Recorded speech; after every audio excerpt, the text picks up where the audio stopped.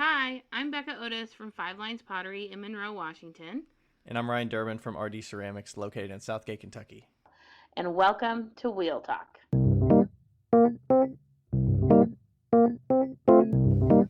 Hey guys, we've loved answering all of your questions so far. If you'd like to hear your question on the podcast, please send them to us on Instagram at wheeltalkpodcast or by email to wheeltalkpodcast@gmail.com. Thanks. Started.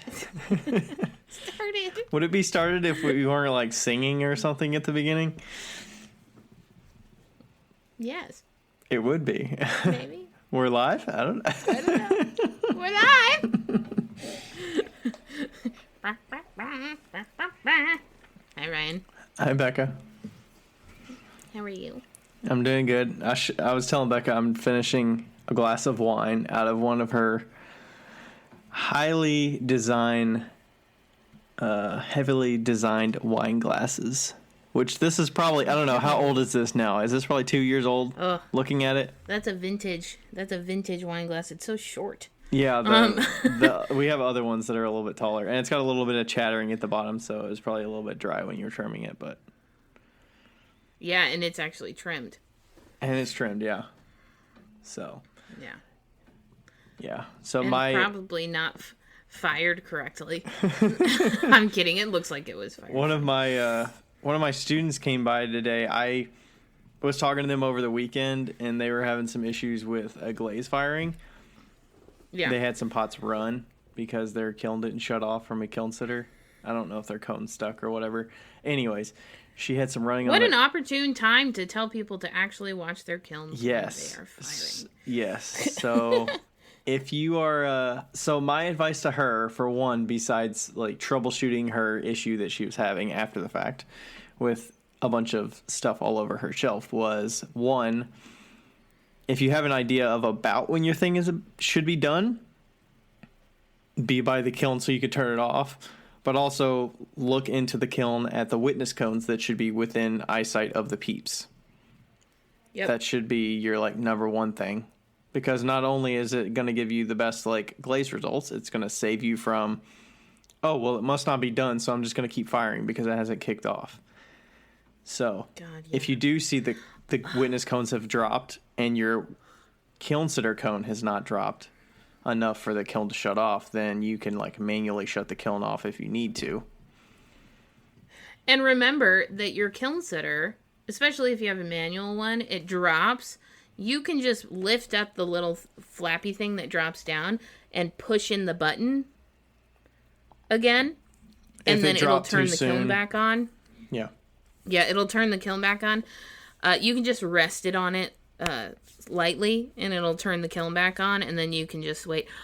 So many nights I have waited next to the kiln at 2 a.m. in 12-degree weather, just sitting, waiting for the kiln to finish. Just waiting. Just like looking at the witness cones every like 15 minutes or something to see if things changed. Yes. Yeah. Terrible. Yeah, so the timing of the kiln finishing, that was kind of my guidance, as well as there was a bunch of stuff all over the kiln shelves that she had to grind off. And I was trying to say, like, hey, you should probably put a little bit thicker kiln wash, because I think the kiln wash that was on there was pretty thin. And ultimately, she ended up borrowing my angle grinder today, and she brought it back tonight with a bottle of wine. So that's what Rachel and I were drinking a glass of the wine. It was a little dry, but we put some agave. Is it white wine? It's red wine. We put some. It was a Zinfandel. I was like, Zinfandel? Like white Zinfandel? Ryan? No, it's not. Ryan it's not white drinking Zinfandel. Red wine? It's not white Zinfandel. So it was a little dry, but we figured out, put some agave nectar in there, sweetened it up. Yeah, if you guys didn't know this, Ryan likes sweet things. He's a Moscato drinker. I'm a Moscato, white Zinfandel, mostly white wine. Sweet things. And champagne? Do you like champagne? No. I'll drink like the Moscato you don't like champagne. The bubbly. Like the pink Moscato champagne or something like that. Yeah. Or rosé. We had that at our wedding. Yeah. It was like I think it was like a rosé champagne. Nice. But yeah, Rachel likes champagne. Yeah. But yeah, so she gave me a bottle of wine. She was like, I saw you didn't read your Instagram message after I returned it, but you should probably go get it because the present might freeze. So I was like, oh, what's out there? So she like left me a bottle of wine with a little thank you note and stuff for helping out this year and whatnot. So that was nice. So thank you, nice. Carla, for also, that. Yeah, also on that note, you can always put cookies under your pieces too if you think that they might run. Just little thin slabs of clay. That always helps too. Do you bisque fire those first? Yes. Sometimes, depends. You can fire them all the way through. I do like to bisque fire them and then put a little alumina on them because I use porcelain, so it'll attach itself to it unless you put alumina on them. Or you could put kiln wash on them too, if you wanted to. Right. They're like little mini kiln shelves. Well, mini coasters. Yeah, so you don't have to grind your shelves down. I got to grind a couple of shelves here soon. Yeah. That's why I have advancer shelves. I've got the bottom shelf of my kiln that's got some glaze on it, and I've just been loading around it. So the glaze puddle is just sitting on the glaze on the kiln wash that I have not taken the shelf out yet to grind it. I do that all the time. Also, I have a spot that like it was a student pot, and I knew that I shouldn't have put it where I put it. It was on the base, the bottom shelf, which is not advancer shelves. And I knew I shouldn't have done it, but I did it anyway. And so there was a huge glaze drip, and I was too lazy to do it. So I literally had 2 little pieces of advancer shelves, and I just laid it on top. And oh no! and I just like laid it on top. So you just used an advancer shelf. Well, an advancer won't stick, so I guess the advancer's not technically stuck. Yeah, so I just like laid it on top, and every so often I pick up the advancer shelf, clean that off, and then put it back on. And I'm like slowly taking the glaze off of the base shelf. And I figure, well, I'm yeah, that is a half-ass way to do it for sure. I'm selling this kiln, and so I like scraped it up, and I've been trying to like kind of fix it, but it should be easy to grind off.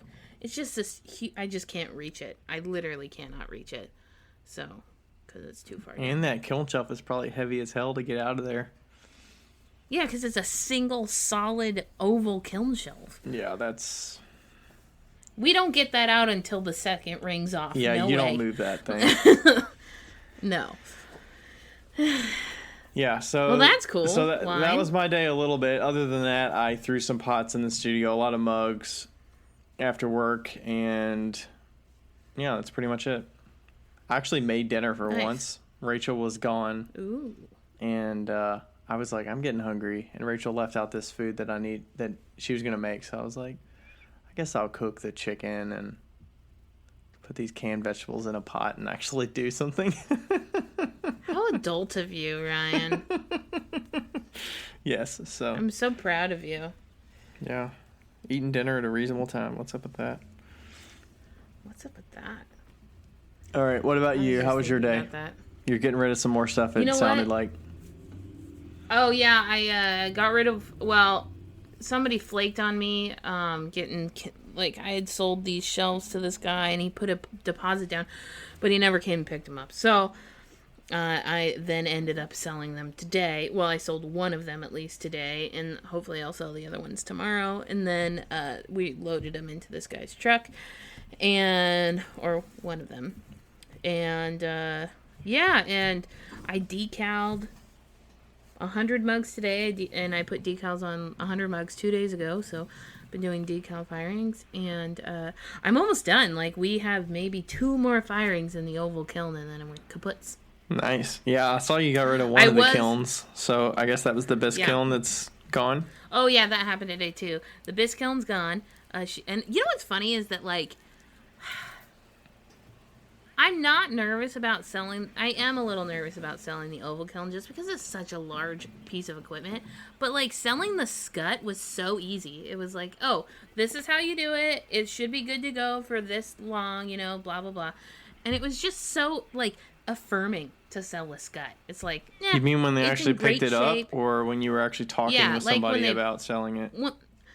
like when they picked it up and it's in great shape and it was like, there's a few little crackly cracks, but that's just normal.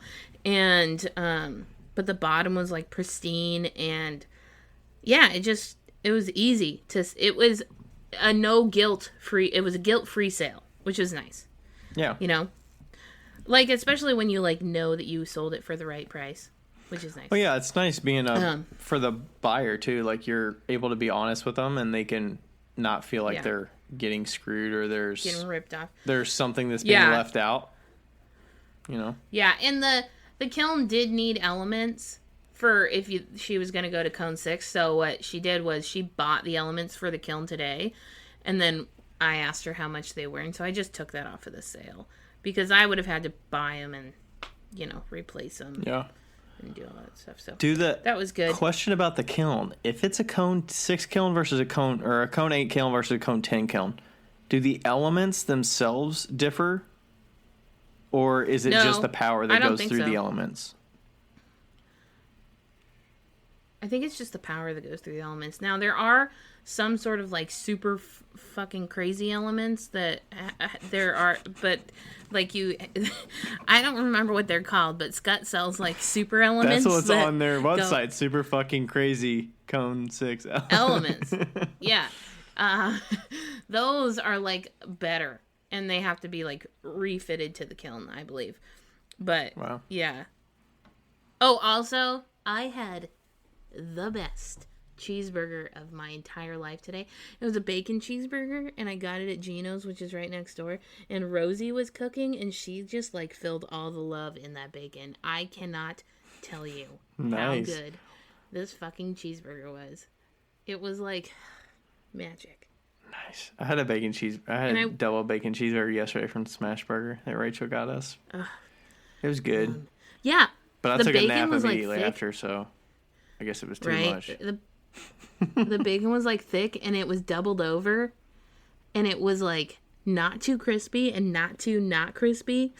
And I went in there and I was like, Rosie, that was the best fucking cheeseburger I've ever had in my life. And she's like, I've worked here a long time, and people always tell me to make their bacon perfect. And so now I'm really good at making bacon. And I was like, yes, you are. Nice. It was so good. That sounds so good right now. I mean, I just ate dinner, but it still sounds good. I know, but it like totally made my day. Like Ken, my mailman, came and he's like, "What'd you just eat?" And I was like, "The most amazing cheeseburger." Bacon cheeseburger. Bacon cheeseburger. Okay. So that was your day. That was my day. Lots of mugs, getting rid of some stuff. Yeah.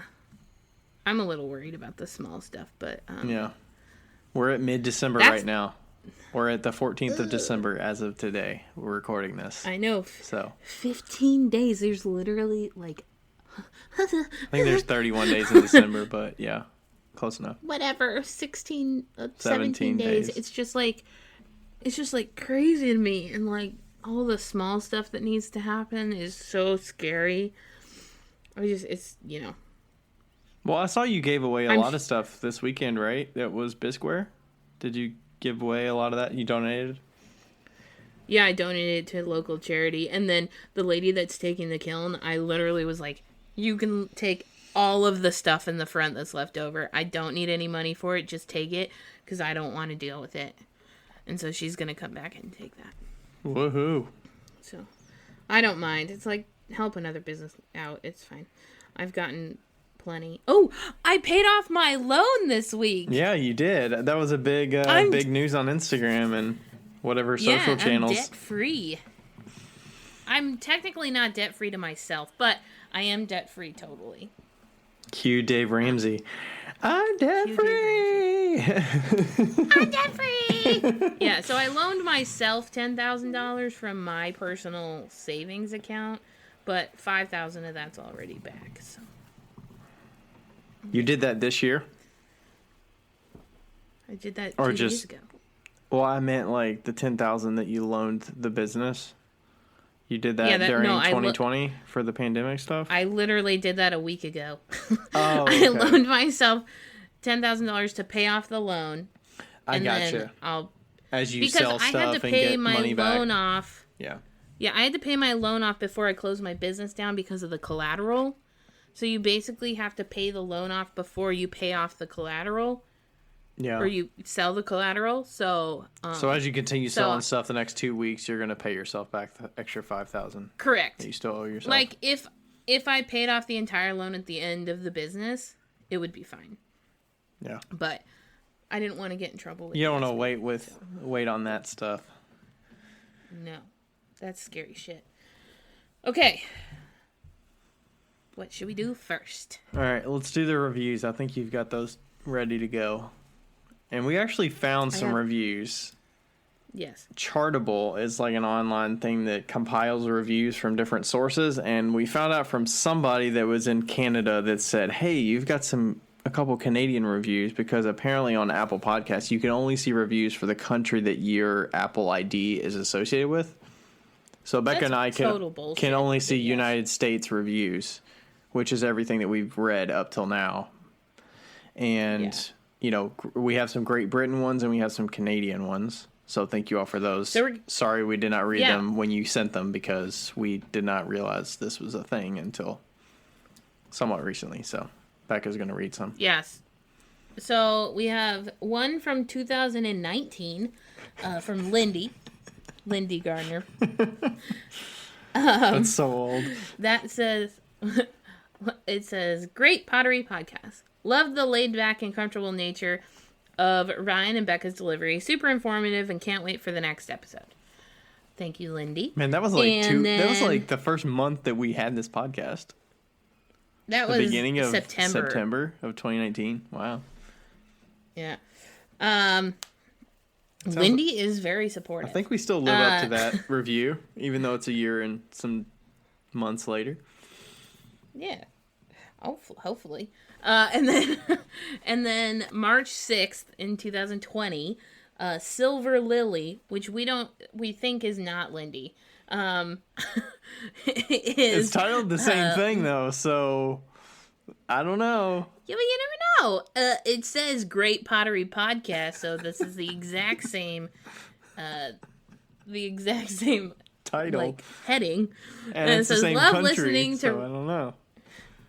All right. I love listening to Ryan and Becca. They're really honest about their businesses and successes and challenges. It's so refreshing to hear. Thank you. Thank you, Lindy and Lily. And Lily? Yes. All right. And we'll go to some listener questions. So the actual topic for today is going to be a longer form listener question, but we'll go ahead and answer a couple short ones for you. First one is, when is Becca going to become a Hoosier? This is from NW Pottery. And to start off, Becca didn't even know what a Hoosier was. A lot of you probably don't even know what a Hoosier is. So Becca, what is a Hoosier? I still don't know, but but I mean, I know what it's related to, but I don't really know what the word means. It's a person from Indiana. Or that lives in Indiana or something. Yeah. Yeah. So Do we know what it actually means? Do you know what it means? Is it related to sports? I don't know what it means, but I know the Indiana University's mascot is the Hoosiers. Oh, so it is related to a sport. I'll look it up. I am going to Indiana. I'm leaving Washington on January 1st. So I'll be in state limbo from January 1st to probably January 10th. And so I would imagine that around the 8th or the 10th, I'll be in Indiana. All right. Well, if you look up the dictionary definition, it just says a native or inhabitant of Indiana. That's not informative at all. And then it says, why do they call them Hoosiers? Derived from an Indian word for corn. This is a government website, so it's got to be right. Go ahead. What does the government website say? Are you there? I mean, I was there. I was just... Yeah, it says, so... My internet's Hoosier weird. From an Indian word for corn, Hoosa, Hoosa. Indiana flatboatmen taking corn or maize to New Orleans came to be known as Hoosier men or Hoosiers. So, it sounded like they were men transporting corn or maize to New Orleans from Indiana. Yes. Were you talking that whole time? Because I could not hear you at all. I was. And I Perfect. explained Okay. where Hoosier came from. So. Okay, great. So you'll be a Hoosier in January of 2021. I like corn. Yeah. Well, there you go. Cool. Now you know. And the folks out there know that didn't already. Thank you, NW Pottery. And the second question is from Leap Lee Pottery. LEEPLEE_pottery on Instagram. What do you listen to while you're potting? Can you recommend other podcasts? I know Becca listens to playlists a lot. What kind of music are you guys into? Ooh, yay. I knew you'd like this question. I do like this question. So I'm not in a podcast zone right now. I have to be in a podcast state of being, and that is not my zone right now. So, but normally I would listen to Joe Rogan and potentially any other really long podcast. That's boring to a lot of people. I like history Long-form and conversational. Yeah. Sometimes I call Josh and we talk on the phone while we're potting. Yeah. Are you both throwing at that time? I'm guessing so, because it's probably late in the evening. Yeah, we both right? work. Yeah. And then, but for music, I actually have a Spotify playlist called Super Pot Lady Throwing Jams. And that's what I listen to. It's all of the songs that I've liked over the years. Wow. As far as genres, it goes anywhere from rap to indie rock to instrumental Yeah. to 50s rock to country to Sound of Music. So Nice. what about you, Ryan? What time are you generally working that you're zoned into just making? Is that mostly the evening when you're doing that? Yeah, right now, yeah. Yeah. Okay, so I would say I generally don't listen to podcasts during making. If I am listening to something during making, it's probably when it's not sports season. Because generally I'll watch Sunday football or Monday Night Football or whatever. I'll kind of watch that stuff if I'm in the studio. Otherwise, embarrassingly, right now I'm watching reruns of Seventh Heaven that I rented from the library because I used to watch that as a kid and I liked it. Did you watch that? That's not embarrassing at all. Did you watch that? Yes, I show? used to love Seventh Heaven. I used to watch that when I was Jessica a teenager. Biel? What's that? Jessica Biel's in that, right? Yeah. So She's married to Justin Timberlake. She is. So I've been watching that the last probably month or so. It's just so some of it's cheesy, but I think it was a good show when I was growing up. So I'll kind of watch that or The Office, or if I am listening to something podcast wise, it'll probably be Joe Rogan as well. I've been listening to a little bit of I think it's Eric Weinstein a little bit. He has a podcast that's longer form. Dark Horse? No, I think that's Brett Weinstein. Oh. I think it's his brother. His brother? Yeah, Eric Weinstein's more of he's a mathematician sort of, but he talks more theoretical and stuff like that. Oh, cool. But yeah, I don't listen to that many podcasts while I'm making.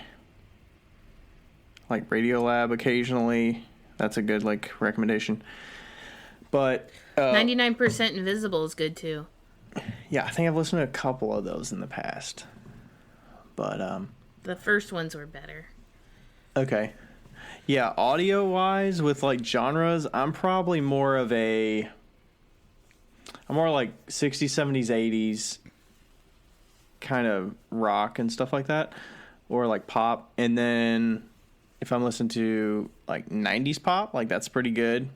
or 90s, 2000s country. I like that kind of genre. Ryan's all about the Britney Spears, Christina Aguilera, Justin Timberlake. That's all. I like 90s pop. It's good. It's fun. No, it is fun. When we were throwing in your studio, I was like, this is fun. This is fun to listen to. And it's like, you just sing along, you know? Yeah, like I know every song that's coming on. It's like, come on. Yeah. Yeah. For sure. So that's pretty good. I don't know. I feel like I'm more of like a decades listener. Like I'm going to listen to like 2000s pop or 90s pop or 80s pop or like classic R&B. I like that kind of jazz, not jazz, but like, you know, like Marvin Gaye or the Isley Brothers or stuff like that. So yeah, I like everything. I love it all, but it's hard I'm not for me really to into like specific current genre. Listen to like top hits of today. I don't really listen to that. You don't like some Ariana Grande? No, if I'm listening to current Some music, WAP. it would be like country, like current country songs. Yeah. That's funny. Me and Josh were actually just talking about this today. Like what we listen to, and then he was like, what does Ryan listen to? And I was like, oh, he listens to this and country and, you know, basically what you just said. And, but it's funny how we like, you know, what you do listen to. I am excited about, since I'll be throwing for longer periods of time, I'm excited to get back into audiobooks. I do like listening to audiobooks when I am throwing. If I'm not like disturbed in any way. If I have people coming in, audiobooks are not for me. But there's an author called Annie Jacobson, and she writes these books that are like 18 hours long in an audiobook. My gosh. She's got like a magical voice, but they're like history books. They're about like Area 51 and the Paperclip Project and like the Nazis just in general and all these things. So those have been really fun. Yeah, I've been getting into kind of a little bit of a lull the last couple weeks with podcasts that feel like I'm hitting the end of my things that have been in my to-do list that I wanted to listen to, and like I have some older ones that I've had backlogged that I just like saved the episode but I didn't listen to it yet, but I'm like I don't really feel like it. So maybe I should try an audiobook. Have you ever listened to The Moth? Yeah, I used to listen to those a lot back probably a year ago. I listened to like probably 70 episodes of that in the past. It's so good. Like The Moth radio is NPR, I think. Or some. No, I think it's whatever. WNYC or something like that, or Same. And but it's all short stories that people do live, and they're so interesting and they're so fun, and like it's just a plethora of stories. That's what I used to listen to on my way to Leavenworth was The Moth. It's from PRX. That's what it is. I Same. actually went to a Moth radio. I think it was a Grand Slam or something that they did in Cincinnati. Oh, that's awesome. Back a year and a half ago. It's weird because they do the like one-off events that are usually once a month, and they do them in like Louisville or Indianapolis, but they didn't have one in Cincinnati, which you would think they would because it's like a bigger city. But they had like a Grand Slam event back a year and a half ago in Cincinnati, which was pretty cool. I think it was like That's awesome. 6 or 7 storytellers, but they are already won earlier events, and then that got them to the next stage of like doing a Grand Slam event, which was pretty cool. So you already knew they were like better stories. Yeah, for sure. That's awesome. Like, yeah, those ones are just really, really cool. If you guys like short, and they're usually like an hour long, but they're short stories. So there's like 5 to 6 stories or 3 stories, you know. Yeah. They're good. All right. Yep. So thanks for that question. That was a good one. And I also listen to music all day, every day at work. Like, I'm on my computer all day, every day, so I have to listen to something. So I've got music playing all day. Yeah. But kind of the same stuff. All right. So the topic for today came from Sarah H. Ceramics. She's actually a friend of mine here in Cincinnati. She did work out of Queen City Clay, and then I think she works out of a home studio now entirely. But she asked us a question through one of our listener question segments saying, New Year goal setting. Tips, thoughts, experiences on how you set goals for the new year. Not just dollar sales, but where you want to take your business, what areas you want to grow, etc. So this is pretty timely since we're getting to the end of the year, and Becca and I will be probably doing a goals recap episode for the year 2020 here soon, as well as planning for 2021 and what our goals are for that. So, yeah. So goal setting in general, and then, maybe separate from just money side of it, because I have a variety of goals. If y'all have listened in the past, my goals list is pretty long. It's extensive. Yeah. What about you? How do you seem to have more general goals for the business that aren't necessarily all money related. How do you decide kind of where to come up with those, or how you want your business to go for the year? I think that it's like setting goals. I think that okay. I think that when I'm like thinking of things through the year, I tend to like write things down a lot, and then I'll kind of go back and look at those type of things. So like it's not. Is that based on an experience you had that you wanted to go better for the next year, or is it just ideas of, hey, when I have time and we hit a new year and I feel like I have a new wind and a set of time to actually like act on this, I want to set time aside. Yeah, I guess so. Yeah, it's so weird because like I've never really kind of like thought about that. Like, how do you make a goal? You know, like how do you determine what goals you want to make? I think that really it, it depends on. Like sometimes, a lot of the times, I'll make mental goals, like not mental, but mental health goals, and then that stems from. So I'll say like next year I really want to focus on, taking more time for myself, or eating lunch at a normal time, or not being in the studio until like 11, or stuff like that. And then I'll say, okay, how am I going to achieve that goal? And then those goals stem from that. And I think that usually, I'm like, this is kind of more recent, actually, me putting my mental health before, like, the business. But what I'm finding is that, well, I think this is kind of obvious, but we never really think about it, is that when you are in a happy state mentally, your business tends to do better. Because you just want to be there and you're excited about the stuff that you're doing, yeah. I mean, you are the business, so if you're not in a good state, then the business is not going to be. Is not your interaction with customers and your ability to follow through on promises and accomplish timelines in a good manner. Totally. Yeah. And I think, like, as far as this next year, too, I think that it's important to, like, sometimes not have goals. Like, or narrow in the number of goals so that you're a little more focused on a very select set of things you're trying to achieve. Yeah, I guess. I mean, it's just, like, I'm kind of thinking about what's going to happen in Indiana, and I don't really have any goals for Indiana. I have, like,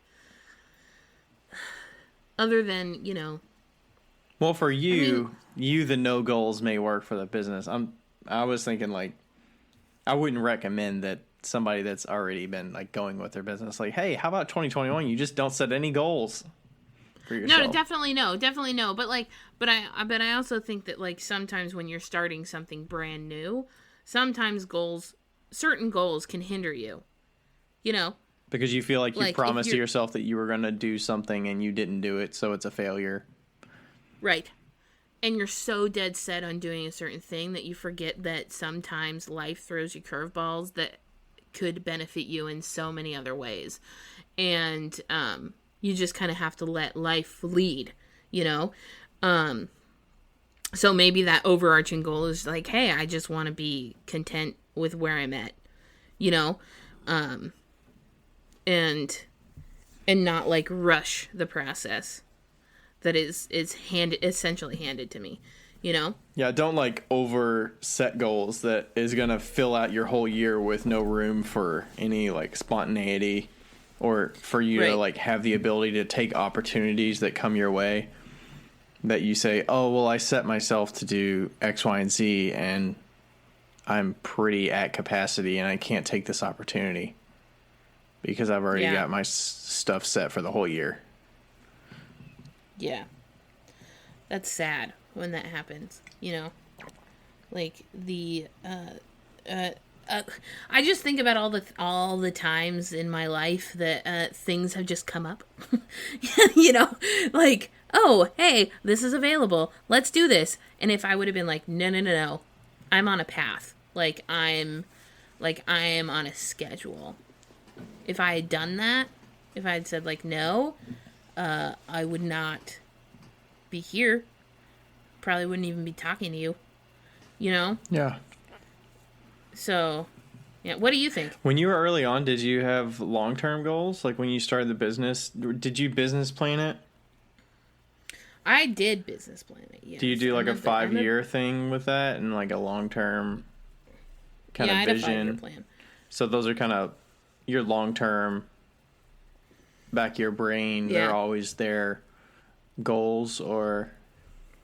Yeah, and I feel like I love design, so I would always design like a really extensive and super exciting business plan every year. And it was designed really well, and it was more about the design than it really was about me putting any numbers down. But yes, I've always done a business plan every year, pretty much. Yeah, I would say. But then, like my oh, go on. Go on. You're gonna bookend your 5-year plan. Go ahead. What? I said you were gonna book in your thought. I'm sorry I interrupted you. Can you even hear me? Oh, no, I think that the 5-year plan was, my internet sucks tonight. The 5-year plan was like, you know, I like wanted to start my own business in 5 years. That's when I was doing things on the, like I was also working. So it, you know, that got accelerated to 2 years full time. So like after 2 years, I was already doing full time. So yeah. Anyway, what about you? So my goals have shifted a little bit over the years, but I think I'm kind of figuring out what areas give me the most results. And ultimately, my long-term goal is to do this full time. Right. In achieving that goal, it's very financially based because I need to replace a 6-figure job salary with pottery, narrow that gap over time, or have a ton of savings so that I can confidently make that jump. So my goals are very math heavy and numbers heavy. Yeah. Because I want to set myself to be like aggressive with, you know, growing. So, right.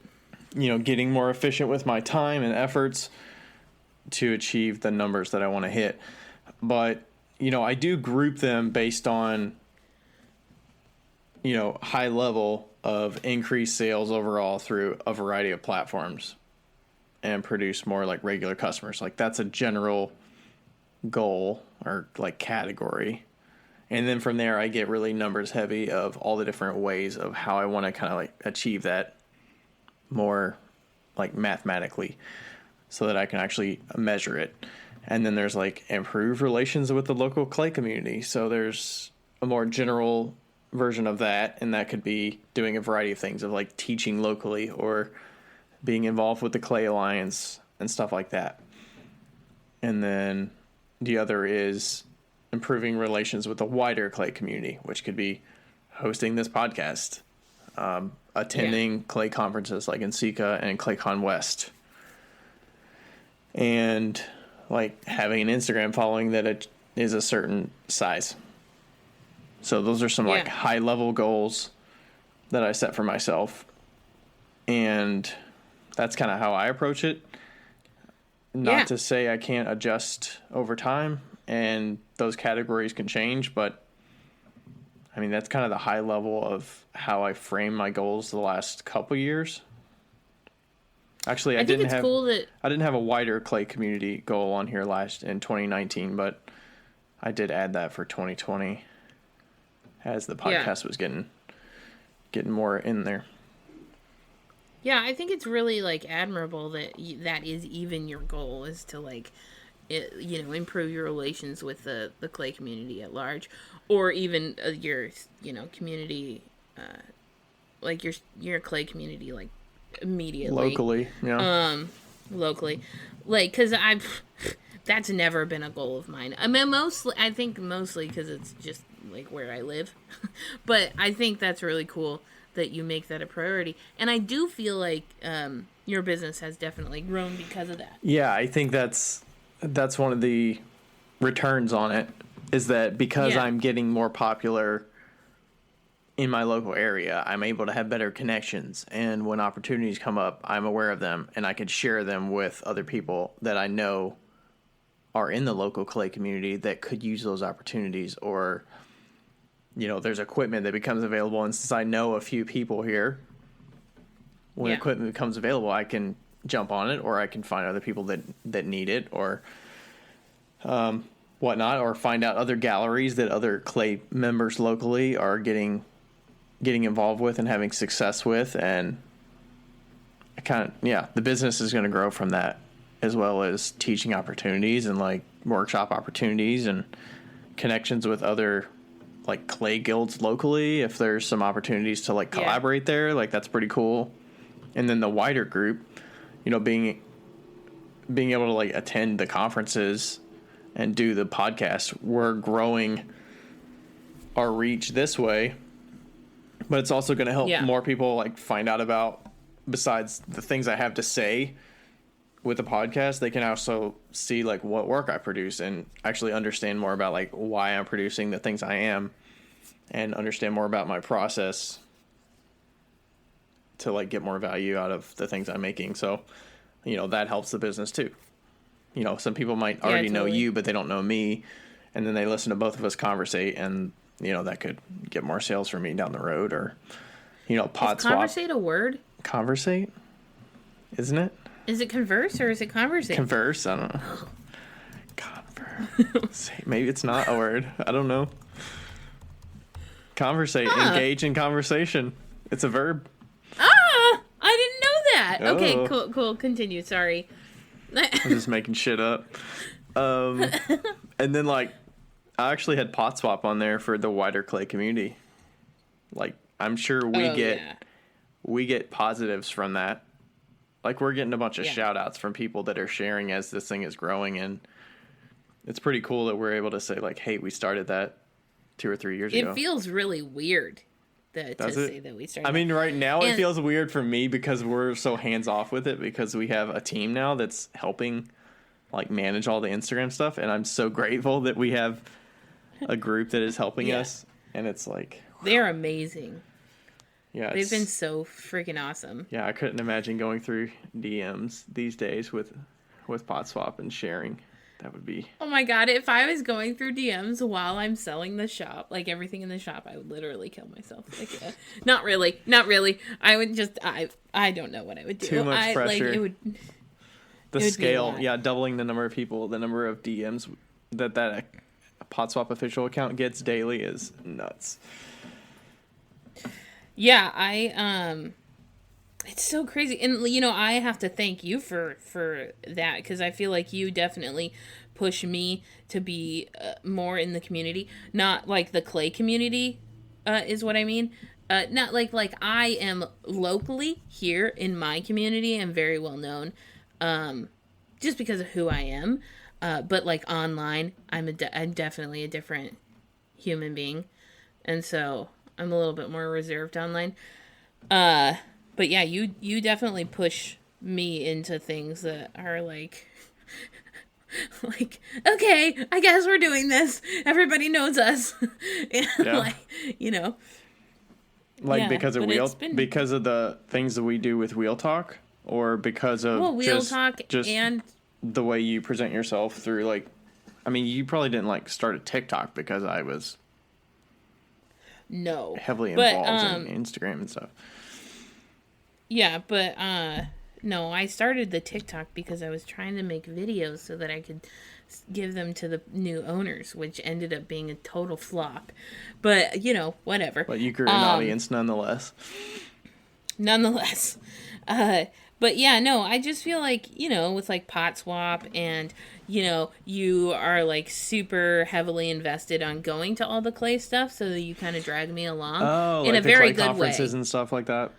Yeah, like, but you're like, come on, Becca, let's go, and I'm like, oh, okay, I guess. See, I didn't feel like you were that reserved with going to like ClayCon West. Were you initially, or the NCCA back in when you first went? I think that NCCA was just crazy, but like ClayCon West, thankfully, I knew pretty much everybody because of Clay Buddies, which was nice. You know, and it was so much smaller.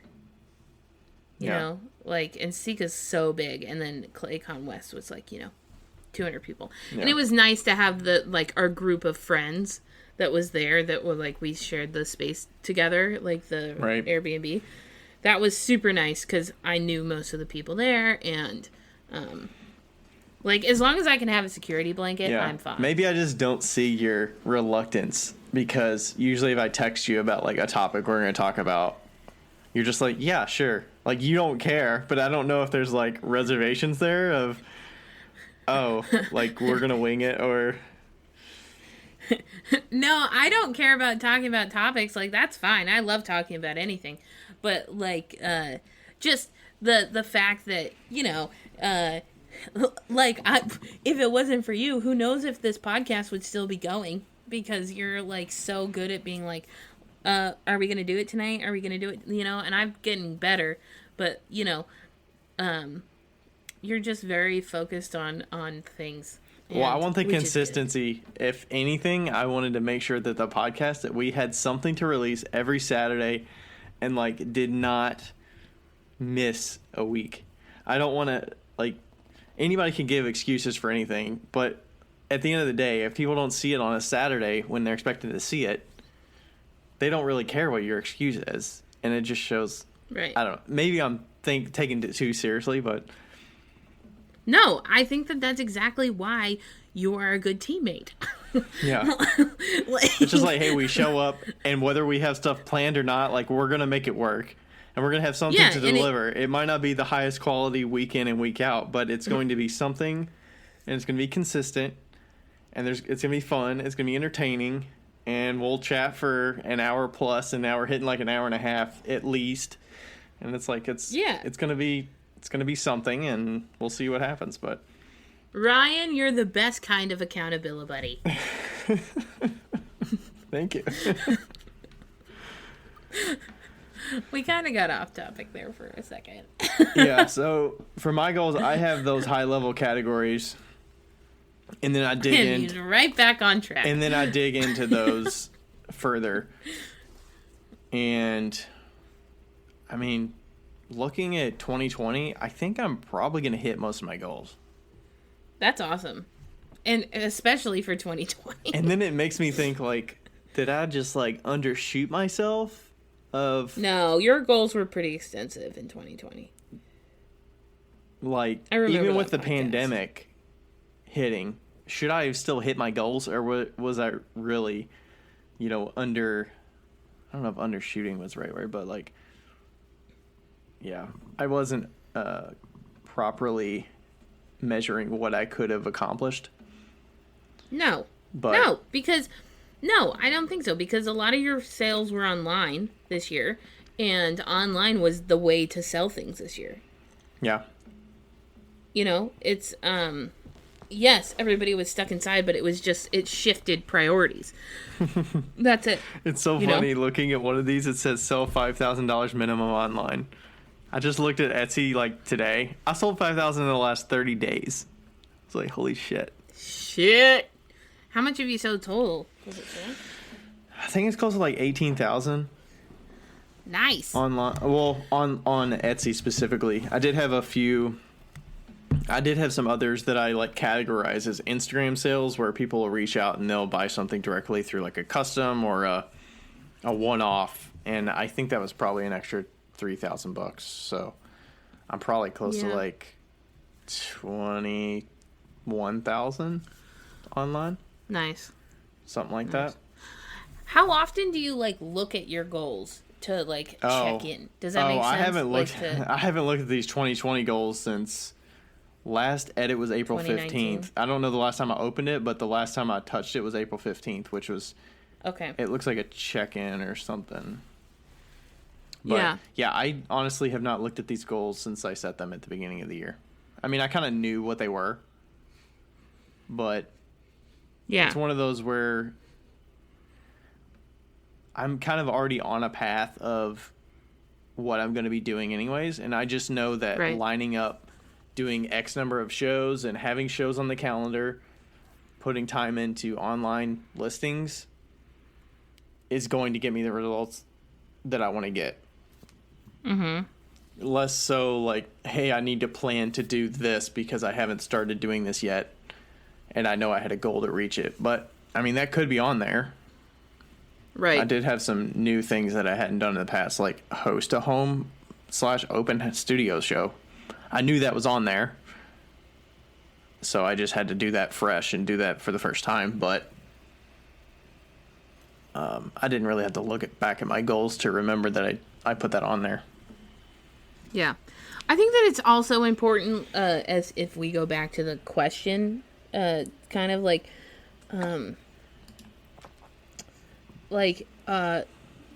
how we set goals, we write them down. I think that that's like also like a super basic thing, but also a super important thing. You have to write your goals down, and a lot of people need to write them with a pen and paper. Like, it's not. Yeah. And like don't change it either. Yeah, and don't change it. Like, forget it, and look back at it, but don't change it. Don't adjust it when you're like 3 months into the year and be like, oh, well, that's not applicable anymore. I'm just not going to do that. Not going to put that on there. Right. Yeah, and just write it down. Like, you either fail the goal or you succeed in the goal. Like, that's it. Now, it's just a goal, though.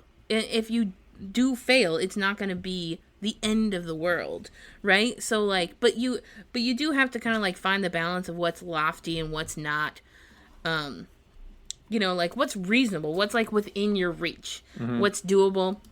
That's a smart goal. Yeah, like a smart goal. Specific, but I do think achievable, relevant, and time-bound. Well, thank you. Smart. It's smart. But also, I do think that it's important to have, like, a few lofty goals. Ones that you're like, this is my dream, and this is, like, this would be amazing, just to put them down. Put them down on paper. Yeah, that was my sell a single piece for $100 plus. I don't think that's all that lofty. Well, I had that in 2019 and I didn't achieve it. And then I had it in 2020 and I sold. And when did you? I think I achieved it in June. And I sold. Yeah. I think I've sold probably 3 or 4 things that are $100 plus a single piece. But. Did you see my candy cane that I made? I know, that's pretty cool. It broke. Anyway, moving on. Yeah, I mean, I don't even know. I don't know where my goals are from last year. What? Actually, I should look. Yeah, I would say definitely have something that you can easily look back on and be like, black and white. Did I achieve it? Did I not? That's why I mostly have numbers associated with a lot of them.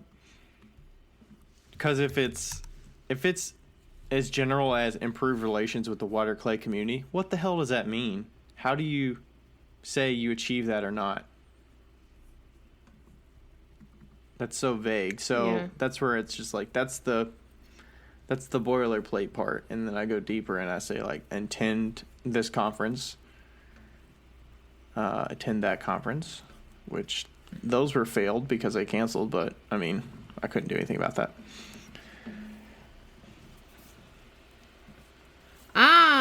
Oh no, I know that I wrote them down. I just don't know where I wrote them. I found my business goals for 2019. Mine's in a Google Doc. I have a Google Drive with all of my RD ceramic stuff, and that is my go-to. If I lost this, that would suck. That would suck. Yeah, I remember doing it with you last year, though. I remember we, writing everything down and, doing all the... Yeah, we actually did a goal setting episode. Besides a goal recap, we did a goal setting of what am I looking forward to 2020. And, yeah, writing it down is good. Have it somewhere documented that you can actually find it. Unlike Becca can't find her 2020 ones. But what would you say for somebody new that's starting to... I don't know if they're starting to sell, maybe. How do you determine what goals would be good? I'm going to look back at my early goals. I have poor connection. You're going to have to say that again. You have poor connection. How would you suggest someone figure out what goals they should be doing when they're early on? Well, that's a good question. I'm looking back at my old goals to see what they look like. Yeah, I wonder if I have mine. I would say... I didn't set goals until 2017, it looks like. So my second year of selling, I actually had goals.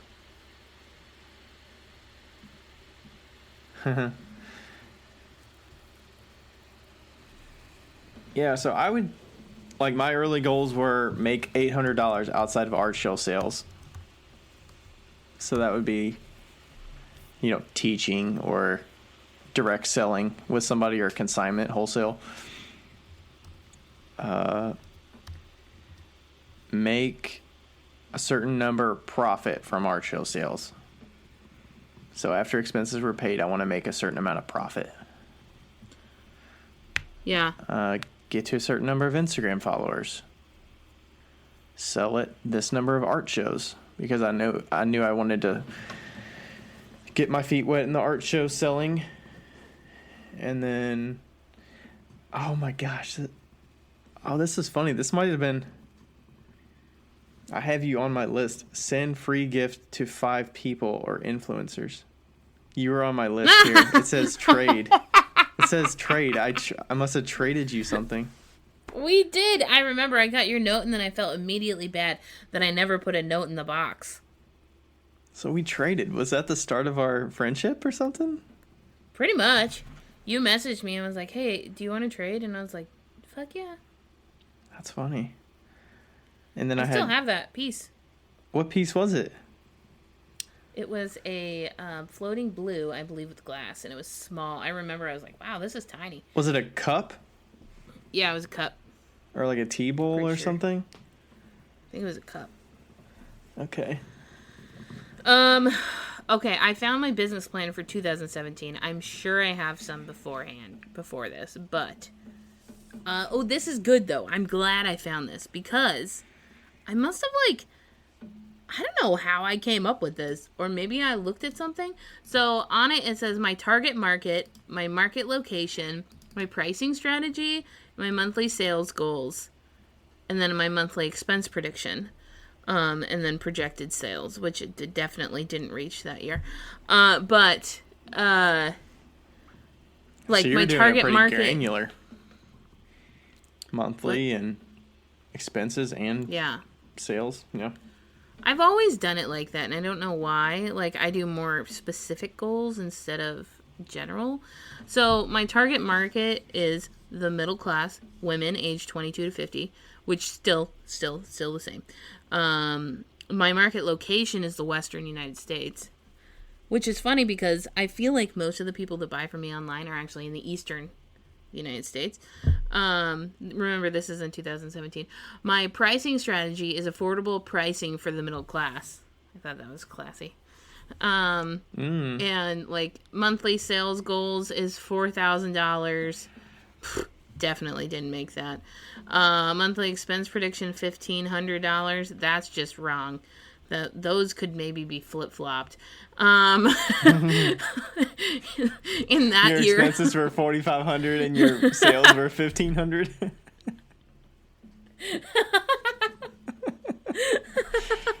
That's great. But yeah, like, let's see, additional income, paint and sips, and pottery dinners, like what I wanted to kind of try and do. Leavenworth sales were $20,000, and I think I've made that every year. And then I had a product list too. Like, also, I do believe if you're in a business already, it's really smart to look at your line. We had talked about this previously in an episode, like trying to make our lines consistent and cohesive. Well, I have every single color that I make on this list and all the products that I'd like to make and the size and then the weight and clay so that I am set for like a certain set of pieces. That way I'm not like faltering, like moving. Yeah, like moving away. Yeah, I mean, like it's a really simple setup. And then I have different costs, like different projected sales per month, because months are different too. You have to think about that. Like, January sucks, so does February, and then it just kind of like gradually goes up from there. So yeah, I feel like that would be too much pressure if I were to set monthly goals, but yeah, maybe not. Maybe quarterly. Maybe I would go to quarterly goals. Quarterly's good. I think that if I was going to go back and do this, I'd probably do quarterly.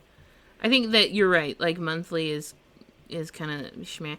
Or even, like, go look at it in July or June and be like, okay, how have I done comparatively to last year? Like, a comparative goal to, that's good. The previous year.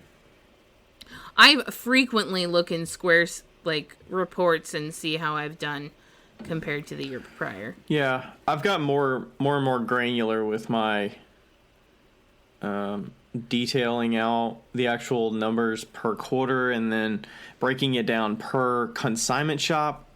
How much am I selling from this one consignment shop and what percentage of my entire consignment sales are from that shop? Because I think I might need to make some choices here at the end of 2020 to say, like, am I actually going to take some pieces back to that shop? Am I not? Because some of them are like so low effort that I'm not really getting any sales from them, but it's getting to the point where if I'm making 2 sales from there in a year, is it even worth having anything there? Right. Well, and is it worth for them to have your stuff there? So that's where it gives me more details at the end of the year, as well as throughout the year, because I can see, you might get a $50 check from somewhere every other month, and you're like, oh, that doesn't seem like much, but once it adds up, maybe that's 25% of your consignment sales for the whole year is from this one place because it's consistent. Yeah. But I have a story to tell, but like, I think it's I might kind go of to about quarterly this, but next not year really. and kind of compare and see what it looks like. I'm so sorry. I thought you had stopped talking because my internet cut out.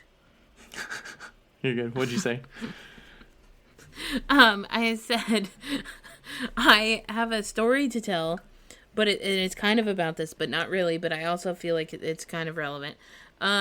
So I have wholesale accounts, and I have one account that when I went to a wholesale show, and I actually got him from a wholesale show. He was walking around, and he's the Pacific Northwest store in Tacoma, Washington. It's such a cute store. And he loves pottery. And so he has a bunch of pottery in his store. And anyway, he would buy, I don't know, like 150 pinch pots every 3 months, every 4 months. You know, I just randomly get an email from him. And it was like not a big account at all. And I was like, shmeh, shmeh. Like, you know, it's fine. It's easy. You know, it's like $450 every couple, like 5 months, whatever. And then I started thinking, I'm like, oh, I don't know. Like, is it worth it? If you like making pinch pots, it sounds like it's kind of fun. Right. No, yes. But I was like, you know, I was thinking like, oh, is it worth it to have him as a wholesale customer, you know, as I continue on? This man, he saw one of my mugs with a decal on it, and that's the order for 100 mugs that I just put in the kiln, like just now. Nice. He ordered 100 decal mugs, and it just like, it feels like it just paid off, you know, just like sticking with that. But it's probably reliability. He knows what he's going to get from you. He trusts you. He's been working with you over time. It might seem like nothing that you're delivering, you know, a bunch of cheap items consistently, but he knows what he's going to get. The quality is good. The customers react to it, and yeah, I just think that that's cool too. You know, just to like kind of stick it out with the people that may not. You know, you don't need the accounts that make you $1 billion. But, you know, they might reward you with a pretty hefty order every now and then. So that was kind of cool. Yeah. I'm sorry for cutting you off. Really. No, you're good. I literally had no idea. I was looking back at some of my older goals, and it looks like some of them were, you know, I was definitely getting into the art show selling. So it was a lot of selling this number of shows, get connections with these people, reach out to a few consignment or wholesale stores, which is just like, you know, you're confident in your work enough that you want to put yourself out there and get into some more locations if you have enough stock to do that. If not, it could just be getting confidence to apply for 10 shows in a year, something like that. And, you know, on the show side as well, I had something that other people might not do or even think to do is I put help or shadow 2 artists at their art shows. So that's like, hey, I want to see what they're doing. I want to see how they pack their work up. I want to see how they interact with customers and volunteer to help with, you know, packing up their booth at the end of the day or something like that. And I actually did that a couple times. And it was totally, you know, that's not going to make me any money, but it's giving me knowledge to just shadow somebody that's local that appreciates a free helping hand that doesn't expect anything in return. Like, I'm not asking for anything, any payment or anything. And then usually it's like a godsend to them that they got help that day, that they, you know, something happened and, you know, they're just so grateful that you're willing to help out. And then it's kind of cool. You know, one of them, I helped Amelia Stamps with her booth one day, and I got one of her mugs that had like a slight defect or something where there's a little bitty thing in the handle or whatever. So she gave us a mug, and, you know, it's nice to chat with her. And then I helped Dennis Allen one time at a Christmas show, and it was interesting because the way that things just fall, you know, he sometimes puts it out kind of as a joke of like, hey, I'm going to be at this show, and if you want a free tutorial on packing, I'll be ready at the end of the show on this day at this time. It's kind of a joke of like, hey, help me pack my shit up. But I actually showed up, and it turned out that earlier that morning he had like fell when he was unloading, and he like hit his head, and he like whatever. And then he had to sell the whole day, and he was like just so grateful that I showed up without telling him to help out. And that was just like, you don't know what kind of, you know, help you're going to be to somebody when you just do something or just offer to do something for somebody and actually follow through on that instead of flaking. I feel like that could be just as important to just show up when you say you're going to do something. So you know, that's something that I would encourage for people that are new to selling. If you could find somebody that you admire and that you respect that sells local to you, offer to volunteer to help them out. and actually had somebody local to me that has helped me out at a show. The painter that works with that, we've got some of her paintings, Amruta. So, she came to one of my shows and kind of shadowed me for a day, and it was pretty cool. So, she was very appreciative, and I was very appreciative, and it doesn't really take any effort to do that. So, I think that's a good goal to set if you're new and willing to get some knowledge. Oh my God. I just found the business plan that I made for the studio. Oh man. When is it from? It's from 2017, but it's for 2018 because I started in I wrote this in November of 2017 because we moved. No, maybe October. Because I had to do a business plan to get a business loan from my parentals. From my dad. So, this is that. Listen to this. There's 2 gems in here. My goal is to have a full running studio by March of 2018. I want the community to be in the studio and by the end of 2018 be able to offer 10 students per class. I would like to have everything from paint and sips to glaze and sips to classes about anything artistic and have artists be in there all the time. I would also like to pay off all my debt by the end of 2018. I did that. But that's only because I sold the house. This is it. If I come across hard times, I will move out of my house, rent it out, and live in my van, which reduces my expenses by $2,200, making my expenses exactly what they currently are now. So the ultimate decision that was made was sell the house, take the money, and then find an alternative that was a cheaper rental option. I guess. Yeah. You upgraded from the van life to an office life. I did. I just think it's hilarious that I sent my father that if I come across the hard times. That's funny. Well, you upgraded from van life to back studio life, and then back studio life to office life. And now you're going to have your own place. I know, with a washer and dryer. Washer and dryer. Anyway, yeah. I put in all the expenses and stuff in here. Damn. That's a lot. That's a lot. Well, we did it. Kind of. I was surprised at the 10 students per class thing. That's a lot. Oh no, I've lost him again. I've got a poor connection too. Should we exit out and call again? I've got a poor connection too. We're back, I think. Becca, can you hear me? Yes, I can hear you. Exit out and call again.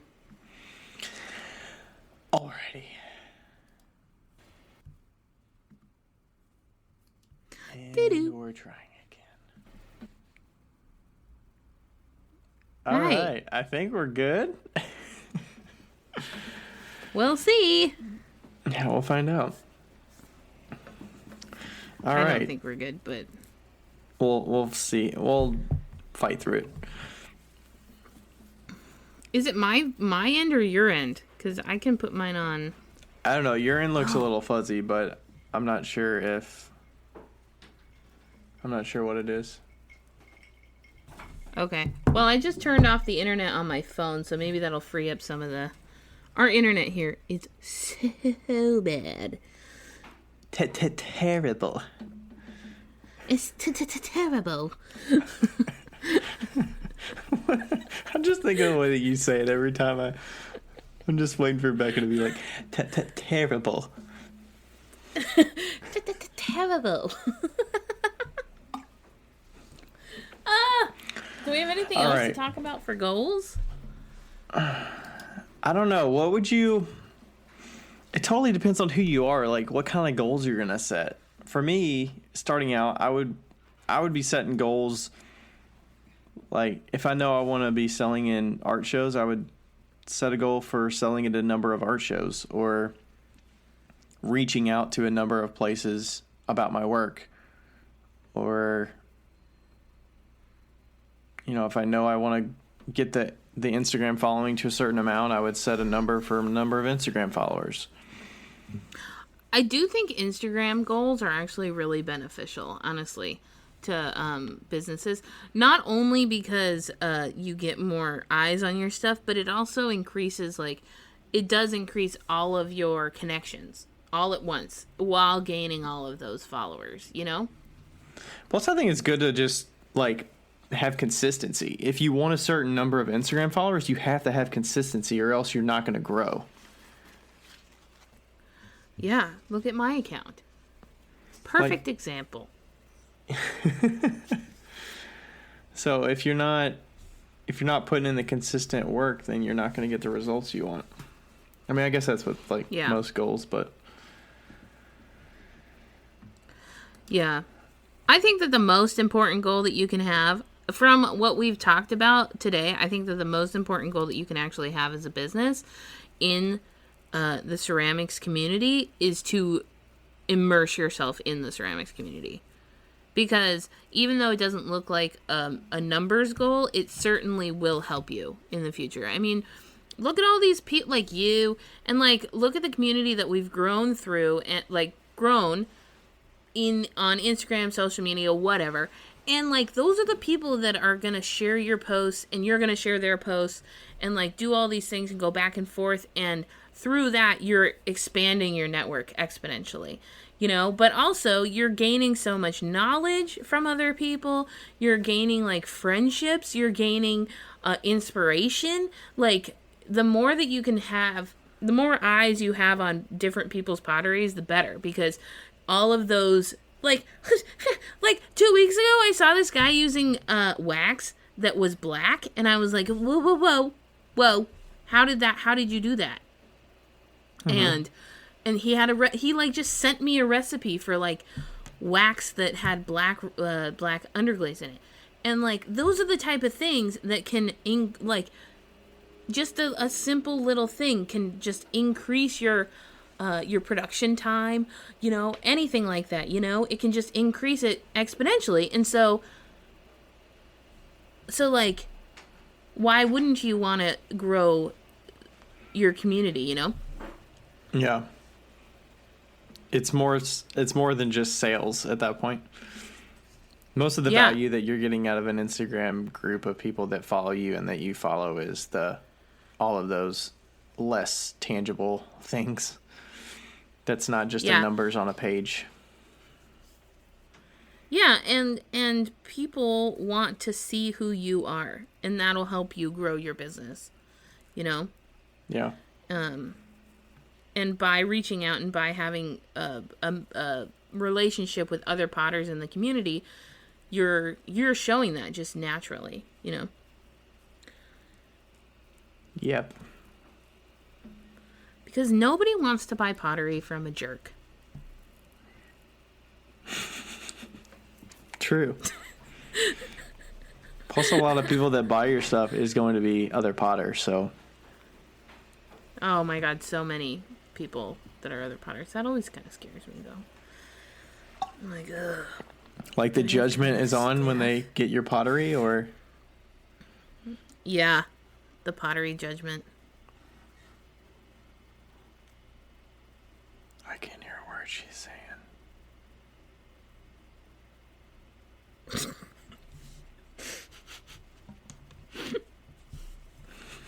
That was such a poor connection. I didn't hear a word you just said. Marco! Oh man, we're gonna have to stop. Are you still there? Anyways. Cool. We never signed off. Do we have anything else to say? I don't think so. I mean, we could sign off here and hopefully you were still recording that whole time, and then we can cut that out because I don't think people want to hear 5 minutes of us figuring shit out. Yeah, no, I've been recording. Okay. Yeah, I feel like we were coming to an end anyway. We were. All right. So, thanks for sticking with us through the technical difficulties. We'll figure this out for internets for next time. But thanks everybody for listening, and we'll catch you next time. Yes. Bye. All right. Bye. Hey guys, thank you so much for listening to our podcast. We really appreciate it, and we're having so much fun. If you want to follow us individually on Instagram, you totally can. Ryan's Instagram handle is @RDCeramics, and mine is 5 Lines Pottery. That's the number 5. We would love to hear from you, and don't forget to write us a review on our podcast. We read every single one of them, and we totally appreciate them. They help us out an awful lot, and they also put smiles on our faces. I hope you guys continue to listen, and we love you. Thanks. Bye.